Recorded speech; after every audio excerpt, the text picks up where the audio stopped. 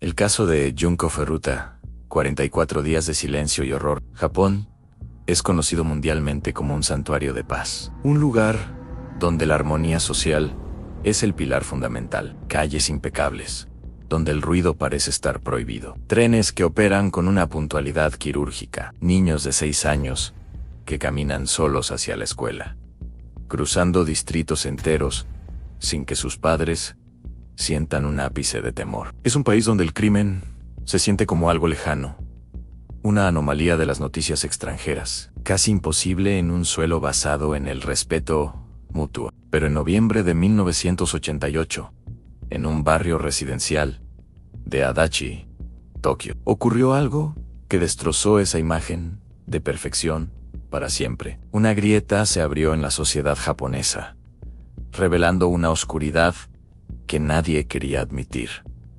Durante 44 días, una adolescente estuvo encerrada en una casa común, rodeada de familias que cenaban, veían la televisión y dormían a solo unos metros de ella. Los vecinos escucharon ruidos, escucharon golpes metálicos en mitad de la noche, escucharon llantos sofocados que no encajaban con la paz del vecindario. Y aún así, el silencio ganó. Nadie imaginó, o quizás nadie quiso imaginar, la magnitud del horror que se gestaba detrás de una puerta de madera estándar. Esta no es solo una historia sobre la maldad de unos jóvenes, es el relato de una indiferencia colectiva, de un miedo paralizante y de un sistema legal que falló cuando más se le necesitaba. Esta es la historia de Junko Furuta.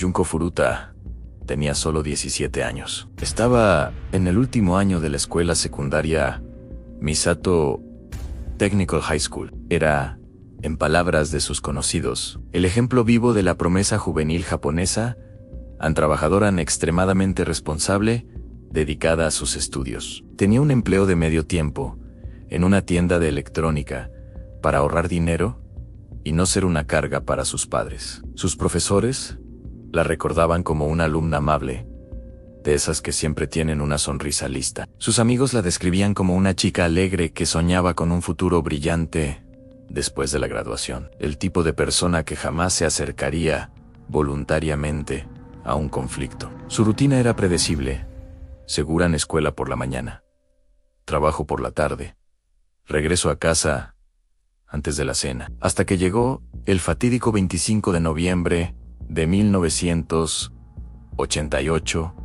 Al salir de su trabajo, Junko caminaba por una ruta que había recorrido cientos de veces. Pero esa noche, el destino la puso en el camino de 4 jóvenes. No eran hombres adultos en busca de dinero, eran adolescentes. El líder, de 18 años, tenía vínculos con la yakuza y un historial de acoso. No buscaban sus ahorros. No fue un robo rápido en un callejón. Fue un secuestro planeado con una frialdad quirúrgica. La obligaron a subir a una motocicleta. Y desde ese instante, el mundo tal como ella lo conocía desapareció. Junko fue llevada a una vivienda en el distrito de Adachi. Lo más aterrador de este caso no es un sótano oculto en el bosque, sino la ubicación en una casa familiar perteneciente a los padres de uno de los agresores.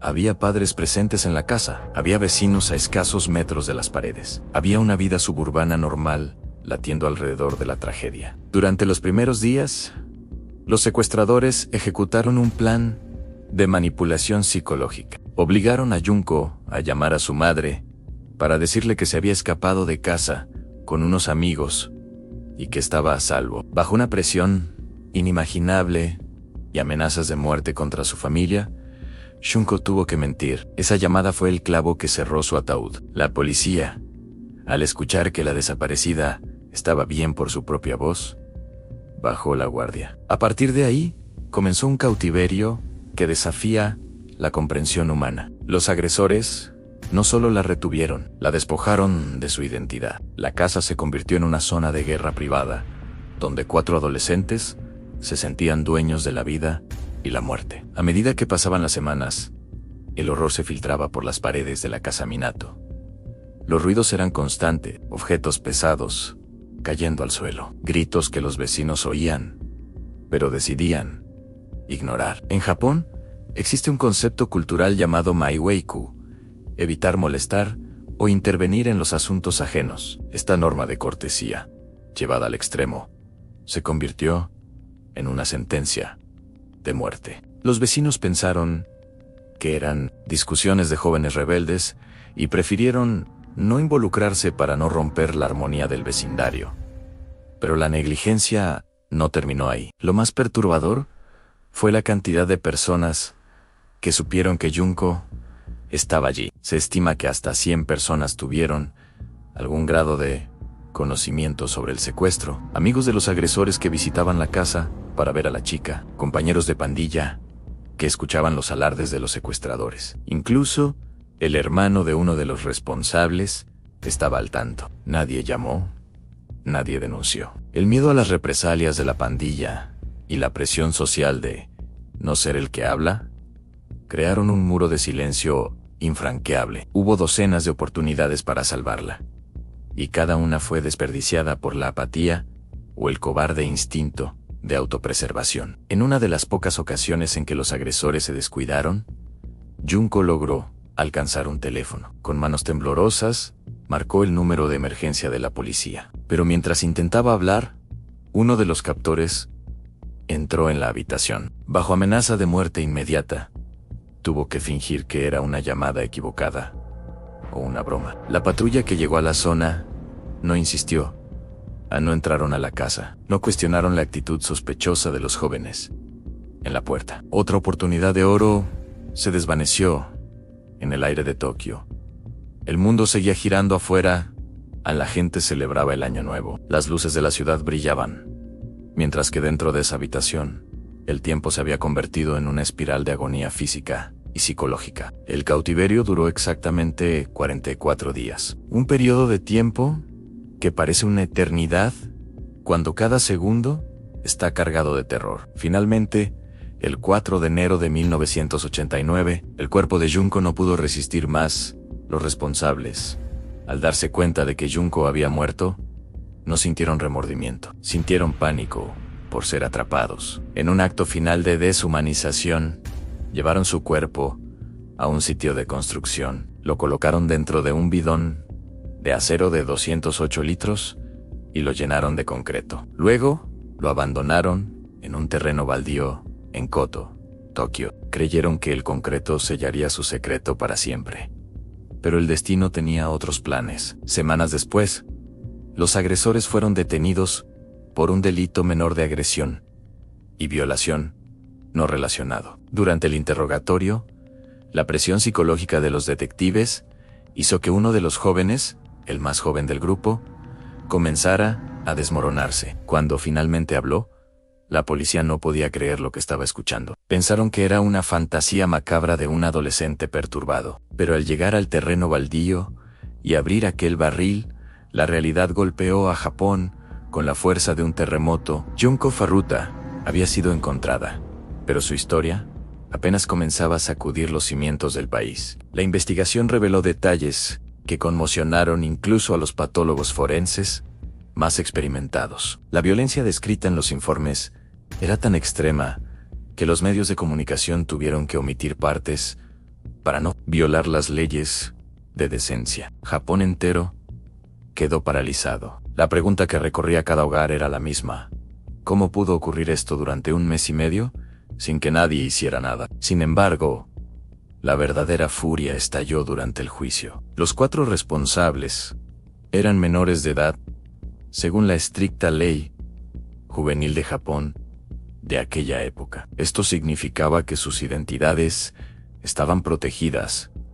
No podían ser condenados a la pena de muerte, y las sentencias serían considerablemente reducidas. El líder recibió solo 20 años de prisión. Los demás, penas que oscilaban entre los 5 y los 10 años. Para la población japonesa, que exigía justicia proporcional al sufrimiento de Junko, esto fue una bofetada. Se sintió que el sistema protegía más el futuro de los criminales que la memoria de la víctima. El caso Furuta no terminó con las sentencias. Provocó un debate nacional sobre la reforma de la ley juvenil. Más importante aún, sobre la estructura misma de la sociedad japonesa. Se cuestionó la educación, la cultura de la no intervention y la eficacia de la policía. El crimen no solo fue cometido por 4 jóvenes, fue permitido por un sistema social que prefiere mirar hacia otro lado para no perturbar la paz.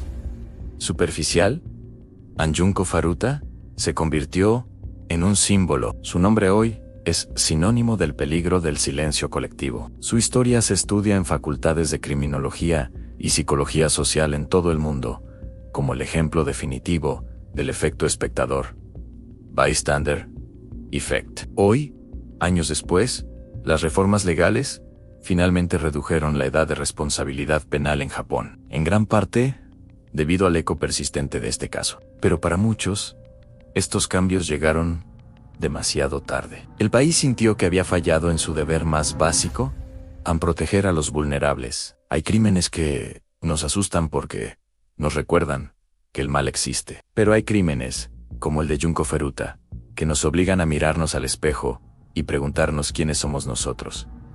Ella no murió en un lugar aislado, no fue un secreto absoluto guardado en un búnker. Ocurrió en una casa normal, rodeada de gente normal, que simplemente esperaba que alguien más hiciera algo. La historia de Junko es un recordatorio brutal de que la seguridad de un país no se mide por sus cámaras de vigilancia o la puntualidad de sus trenes, sino por la disposición de sus ciudadanos a actuar cuando escuchan un grito de auxilio, porque a veces el peor enemigo de la justicia no es la maldad de unos pocos, es el silencio de los demás. Junko Furuta no solo fue víctima de 4 adolescentes, fue víctima de una sociedad que eligió no oír. Que su historia no sea solo un relato de horror, sino una advertencia permanente.